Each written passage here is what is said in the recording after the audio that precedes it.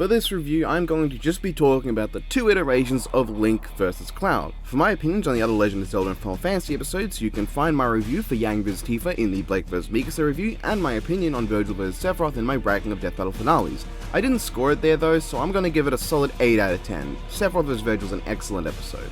As for other Legend of Zelda episodes, they are all featured in their own video linked in the description, where I went over Peach vs. Zelda, Bowser vs. Ganon, and Gandalf vs. Dracula. This one's just going to be Link vs. Cloud and Link vs. Cloud. So what do I think of these two episodes? Also, you can go check out Bitfleet's review of Link vs. Cloud, both of them as well, which definitely was in the original version of this video. This is not being recorded at 2 AM in the morning, well after the video has been rendered, and I didn't put this in at the last second. But the video is also, it is in the description. Let's get to the fucking review.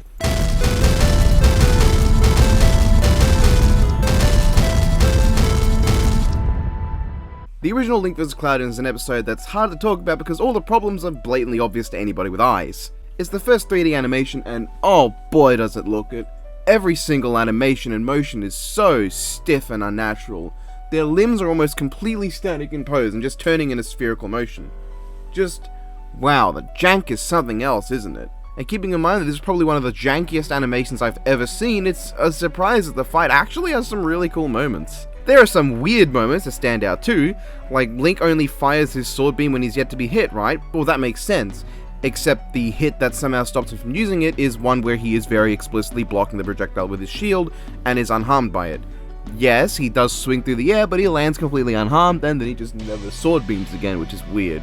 Link, for some reason, runs in a circle around Cloud while Cloud shoots lightning, just slapping the electrical attacks with his sword, when Link could just be running the other way and blocking with his shield, and then he gets hit for the first and of 2 times. But then there are some good moments as well, like Link rolling under the cross slash is genuinely cool, Link catching and throwing back Cloud's magic lightning thunder jizz ball is pretty cool as well, and there's a really nice moment where Link freezes Cloud and Cloud just blasts his way out and Climb hazards Link's sword away. It's kind of notable though that this is the only time that Cloud takes the advantage in this fight, which comes as a result of Link throwing his boomerang and leaving himself open to be hit. And the only reason the boomerang ends up being useful is because Cloud started to wail on him as a result of him throwing the boomerang. Meaning that Link throwing the boomerang accomplished nothing, because if he did not throw the boomerang then he would have just been able to block Cloud's attack and would have been fine. Throwing it just gets him hit and as a result allows the boomerang to hit Cloud, thus allowing him to get the sword back, and he only lost the sword because he threw the boomerang. This is completely senseless, Link, I thought you were a genius. What would have made more sense is if Link saw Cloud starting to unfreeze and threw the boomerang then, and then he was actually blocking Cloud's attack but genuinely got overwhelmed instead of being overwhelmed because he's a fucking moron. Though this is a great moment to show off the completely dead and emotionless faces they have all fight, which, I mean, I'm not going to complain about this is the first 3D animation, but god is it funny. There's actually one really nice moment where I have no caveats towards. Link uses the Pegasus boots to run up the side of a pillar, and yeah, it does look janky, but I think the jank here is completely fine because Link is just running in a straight line. And the part where he jumps over to hit Cloud in midair is actually really cool. I honestly wish this fight had more of the utilizing the strange pillar catwalk battlefield stuff, because I really like it. There is a cool moment with the Omni Slash where Link blocks all the hits, but it's not something I particularly enjoy because right after that we get the death. This death involves Link throwing some bombs, which is so debilitating and depressing that Cloud drops any will to live and lets himself get exploded, which leads Link to slashing him right down and...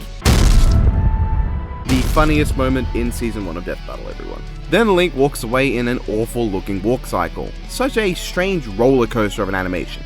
It's got some genuinely good moments, but is also stiffer than an uncomfortably phallic simile. It's the first 3D animation I know, so of course I get it's going to have problems, but just because the problems have an explanation to them doesn't mean they're not still problems. And the analysis is fine, but the animation is poo-poo. The choreography is good, some of the moments are good, but the animation is flawed. But this was a fine starting point for Death Battle's 3D animations. Sure, it's janky, but you gotta expect that from the first 3D animation. Especially back in Season 1 days when there only were 2 total, and the only other one was the finale, which they obviously poured more into than any other individual episode of the series prior. Honestly, solid 6 out of 10. I do, of course, have to give it a bit of wiggle room, a little bit of leeway, margin for error because it was the first 3D animation. And with that in mind, I think a 6 is fine, because it does have its good moments, it really does, but it's just so janky. Why is it I know why it's so janky. Why am I asking why is it so janky? Hopefully the remake won't just be a fine starting point for Death Battle's Blender animations, and that's it then. Let's see how the remake went. Let's mosey, asshole. Link vs. Cloud 2021. Let's start with the analysis, and I want to specifically start with Clouds because I really dislike how the first bit flows. It starts with, there was a guy who wanted to join Soldier, and that was Cloud. Soldiers have materia, which includes summons like Bahamut Fury, which has this feat.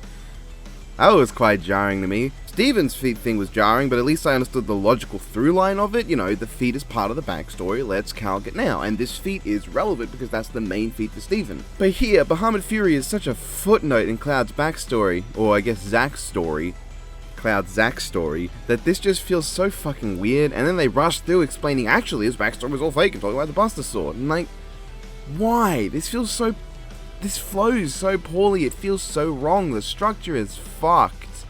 Like, it's like if there was a Goku rundown that was, Son Goku was born on the planet Vegeta, which was nuked by Frieza, a feat requiring 1.7 tenatons of TNT. Goku wasn't on Vegeta though, because he was sent down to Earth. Goku used his chi, which he learned from Roshi after his grandpa Gohan died. It's just wrong, bad, no.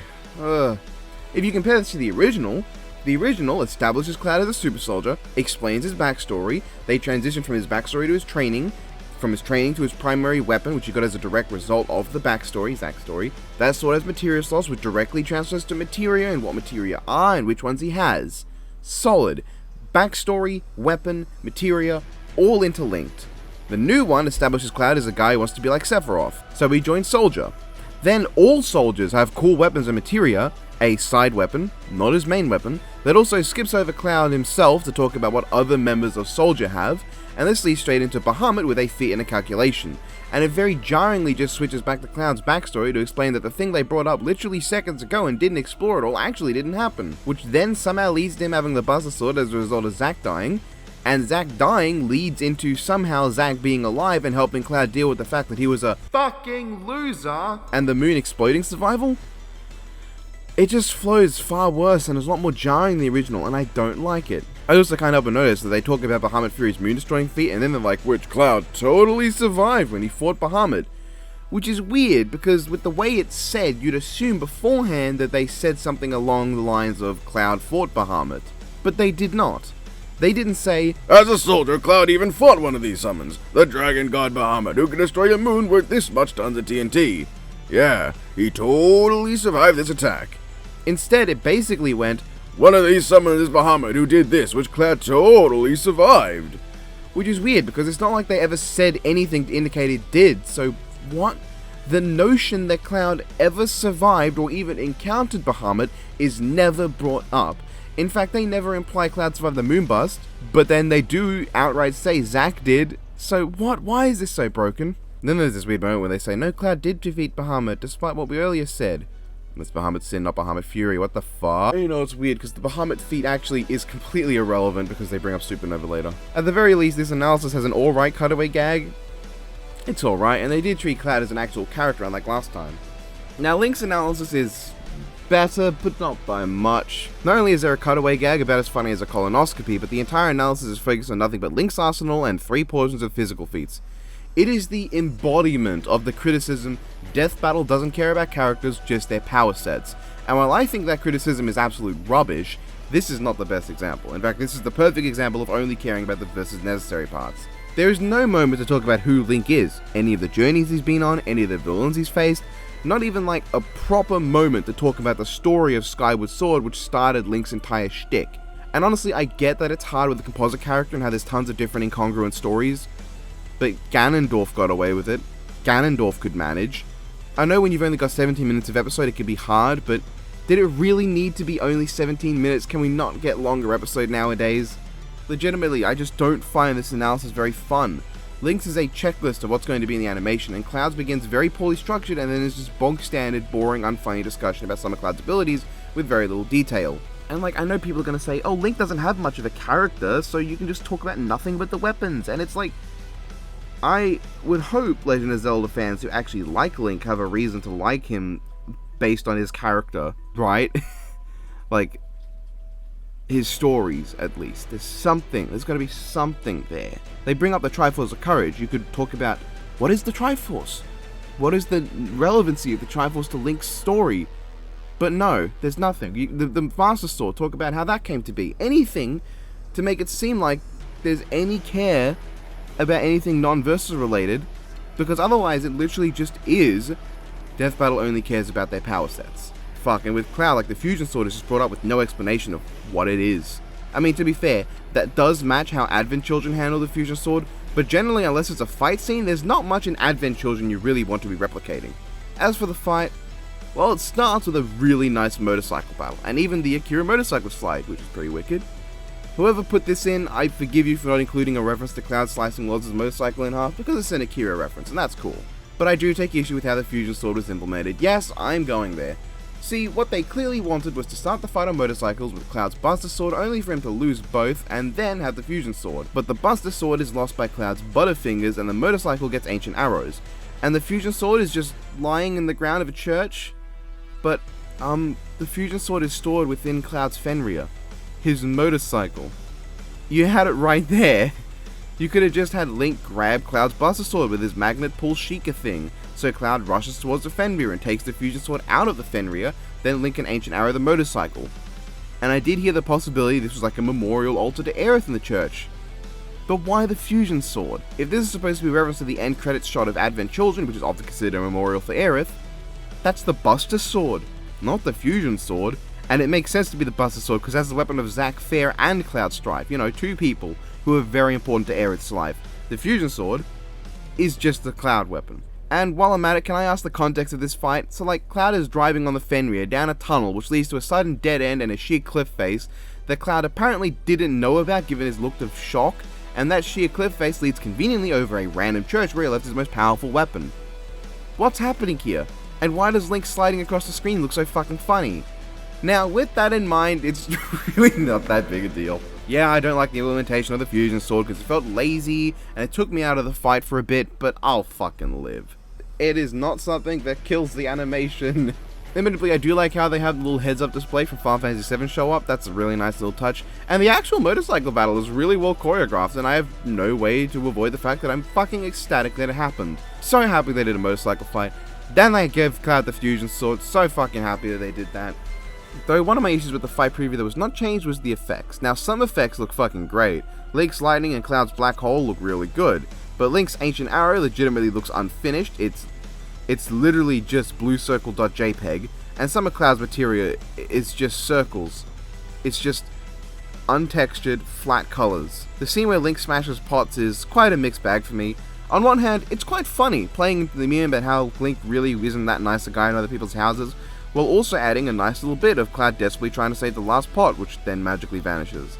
But on the other hand, it also kind of messes with the fight's pacing a bit, but they at least put it after the fight began to slow down already, so the fight, if this wasn't in the middle of some extremely high octane bit, the fight had already slowed down prior to the pot scene. Though I do like how Cloud gets to be more of a character in this fight. Instead of just being the broody dickhead he was in one installment of the series, he gets to emote a bit more, and I like that. They even worked in the infamous "Let's Mosey" line, and that's great. And Cloud taking the time to actually save the one pot that he does feels like a great way to implement the underspoken moments of goofiness Cloud had in the original Final Fantasy VII, and I'm really glad that was in there. Now let's talk about the other good bits. Did anyone else notice the extremely jarring cut there? How, like, between frames, it goes from, like, this frame here, these two frames back to back, where, like, Cloud's change of position is fine, but, like, Link's shield is magically on his back, and, like it's very clearly not, like, it looks like it hard cuts between two, like there's a couple frames missing in between there. Am I the only one who noticed that? Because I never see people talk about that. But I just noticed it and felt the need to put it in while I was in the middle of recording this review. God, that is so distracting. And that is the last frame of the pot, and then the next shot the pot's gone. And it's not like, it doesn't look like there's anything missing in between the shots. But something's definitely going on there. Something has definitely gone wrong in the animation there. That was not meant to be like that. And now let's talk about the other good bits. The fight makes full use of the characters' arsenals. We get some great moments like the two freezing each other in time simultaneously, which is something I've always wanted. Like when they'd say two pieces of an arsenal cancel each other out, I've always wanted to see that done more often. And this is one of my favorite examples, because it also leads to Cloud directly disarming Link with his own skill. It's no longer Link letting him do it, leading to Link having to draw a separate sword with separate abilities, and the fantastic bit with the 4 links. Well, I say fantastic, but the first bit is kind of a clusterfuck, because it looks like we're meant to get a badass double blade Cloud versus 4 links fight, but the camera is having a seizure. Each link shows up for maybe half a second, it just looks wrong, it feels like everything that's actually happening is happening off screen and we're not seeing it. We barely get a chance to see what the fuck's happening, and while that's true for some other parts of this fight, this is the part where it really becomes noticeable. I'd say the only other time where I noticed it a great deal was Fierce Deity Link's scuffle with Cloud. But everything else with the 4 links is great. From the small subtleties like each link having a different personality, like the red one being a massive dickhead, to the fact that they had the 4 links formulate a battle plan and strategy on the fly using different pieces of their arsenal with each one. That's awesome! It feels not only like a chance to show off Link's smarts, but also play to his strengths as someone who solves puzzles in his home games, and utilize his immensely large arsenal. Purple Link distracts Cloud as a fairy, Red Link sets up the bombs, Green Link freezes Cloud in place, which doesn't work, but it still gives Blue Link an opening to slam him. And also Cloud unfreezing definitely feels like a callback to the first one. Jesus Christ, Red Link is such a mood. I also greatly prefer how this episode handled Link being disarmed and getting his Mars sword back. Like I said, this happens because Cloud was just strong enough to disarm him, and Link not only manages to continue fighting without the Master Sword due to the scope of his arsenal, but then he combines his dual claw shot with his cloak to get away and turn invisible. Then the time turns to night, and my assumption is that Link was playing the ocarina while invisible. That makes the most sense to me. Wait a minute, how is he picking that up in the intangible cloak? But shouldn't his hand be visible? The transformation to Fierce Deity is great as well. It is probably the Season 8 shot of this episode. I actually fucking love both the transformation and the shot of it looming over Cloud from behind. And while I do think Fierce Deity was really badass in his brief time, I kinda wish he put up more of a fight. He hits Cloud once and then dies. It feels like Link does worse as Fierce Deity than he does as regular Link. Then the death happens and I'm a bit mixed. I love the "Let's Mosey asshole" line, and I love the heads-up display, but it feels like Omnislash is slower than the first episodes. It bothers me that it feels so slow, but then it's also accurate to Advent children, so I can forgive it. Especially because the last bit has a fantastic moment of Cloud smashing straight through the Triforce, and this genuinely badass shot of Link's body slowly splitting down the middle before exploding outwards, and oh, the sound design. That meaty crunch when his 2 halves are sliding off each other is great. Unfortunately, right after that, Cloud's lighting is going fucking haywire. Overall, I think this fight was very well done. Not without some jank and that one moment where the camera fucking dies. And of course, some effects look like shan't, but I do like those moments where they sword fight, because while they're not as prevalent, because the animation focuses on Link's wider arsenal, there's some really good character animation. Cloud's attacks feel so much heavier and weightier than Link's, and that's not something the original conveyed very well at all, seeing as they swung their swords at the exact same speed. Here, Cloud feels like he hits like a truck, while Link's attacks still feel like they have impact, but he doesn't as much feel like he's using sword as a bludgeoning tool. Until Fierce Deity happens, where it feels exactly like he's hitting him with a truck. But why the fuck is Link right-handed? I know he's right-handed in Breath of the Wild, but if we're giving weapons outside of that, could have at least given handed. That is not... Someone's gonna complain that the episode is awful because Link was right-handed. I don't want to be that guy. Anyway, so the fight was good. I greatly enjoyed most of it, even if I think the start sucks balls. And I love the transformation from the Legend of Zelda character. I'll leave it up to you whether I mean this or Gandalf vs Dracula. But how do I rank this? Well, between it and Gandalf vs Dracula, I think I prefer the latter. Not because of the fight, because I think the fights are similar levels of extremely good with a bad start, and giving Gandalf vs Dracula props for having better characterization when Link vs Cloud managed to get anything out of a blank slate like Link would not be right. But the thing is that Gandalf vs Dracula's analysis is stunningly good. Link vs Cloud 2's isn't. Still, I'd probably give this episode a solid 8 out of 10. It is very, very good, and I think the animation picks up so much that outside of those problems I mentioned earlier, it's still very solid. The analysis, though, just doesn't do it for me, and the fight only really picks up like 1/3 of the way through. The rest was great though, it's easily one of the best episodes we've gotten from the season.